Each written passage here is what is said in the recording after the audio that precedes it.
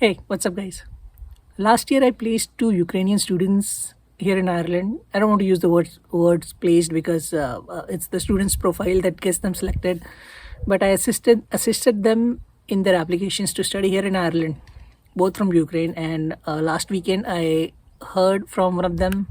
So one of these guys just called me out of the blue from an unknown number. I usually don't answer unknown calls on weekdays, but very reluctantly I answered, and it was him. And he was thanking me because he was able to bring his family here. He has been living here for 7-8 months now, so he managed to bring his, I think he said mother or brother, I'm not very sure, but he brought two of his family members to join him here. So after the phone call, I just felt happy. It gave me this satisfaction from within. And I know, I mean, the situation is far from better now, but still, it. I just felt happy for them in that moment, and I thought maybe I should just come online and speak about it a bit, because it's not just these people who have made it their way here. There are a million more back in Ukraine who are facing a very tough time. Ireland has opened its arms to all the Ukrainian refugees. There is visa-free entry for Ukrainian citizens.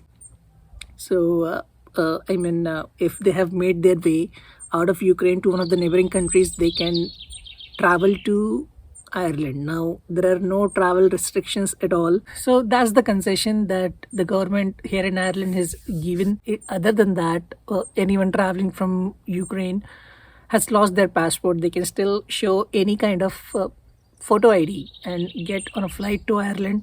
They won't be denied entry, or even the airlines won't turn them back. You will be provided suitable accommodation. You will be given guidance on what you need to do and how to get about your life. Ireland has opened itself to the refugees, so there is plenty of help available here in Ireland if someone from Ukraine happens to watch this video. So it's a very good option.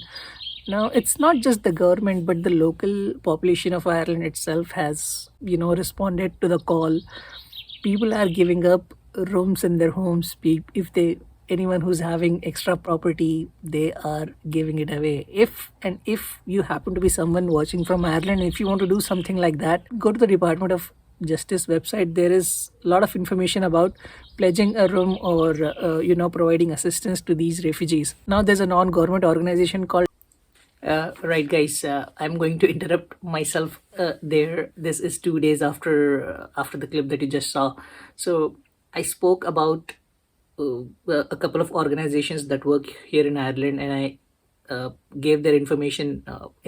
So that's what I want to rectify, because I couldn't find any concrete information that they are doing the work that I claimed them to be doing because of what I read online on their websites. I mean, anyway, so I'm going to skip that, and I'm going to say this.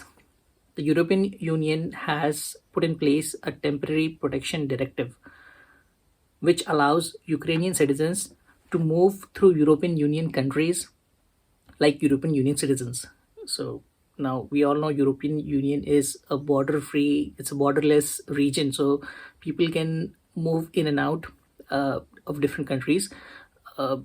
Just like they're doing it in their own country. And obviously, Ireland, being in the European Union, is complying with the directive. So once you arrive in Ireland and you pass through immigration, the passport control officer will guide you to an area where you'll meet people from Department of Justice, and they'll help you getting set up here in Ireland. Now you will get a permission letter. It's just a letter saying that you have been granted permission to be in Ireland under the Temporary Protection Directive of the EU that I just mentioned. And once that is done, you will be introduced to the Department of Social Protection, who will set you up with a PPS number. That's the Public Services Number, which you will require if you want to apply for social welfare benefits. Now you would also be given guidance on getting accommodation. Accommodation will be provided to you, so you don't have to go out and search, because there's already this drive taking place in Ireland where people are coming forward and offering their own homes, or a certain part of their homes, to Ukrainian refugees. Other than this, following are some of the points that the government has put in place. Under the Temporary Protection Directive, you can stay in Ireland for 1 year. So the initial permission, it will be mentioned on your permission letter, would be for 1 year, and it can be further extended depending on what happens in the future. Let's just hope that things go back to normal, and things are better, and things get better in Ukraine.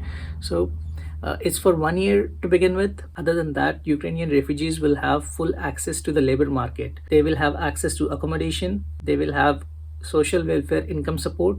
They will have access to education, and they will have access to medical health care. So these are some of the things that are put together by the government of Ireland to help Ukrainian citizens. This is not the first time that Ireland has done something like this.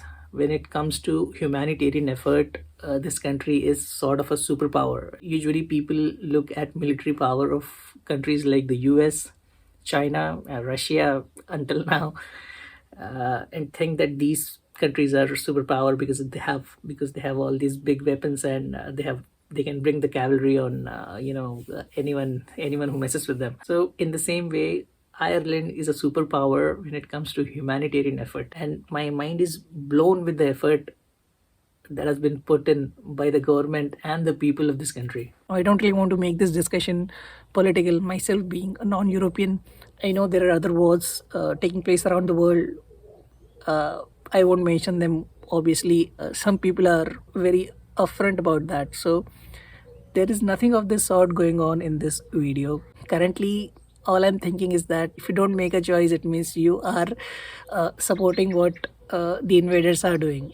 That's how I see it. So it's either right or wrong. There is no middle ground for anyone. Anyway, guys, I hope you get the message. Take care of yourself. Bye bye.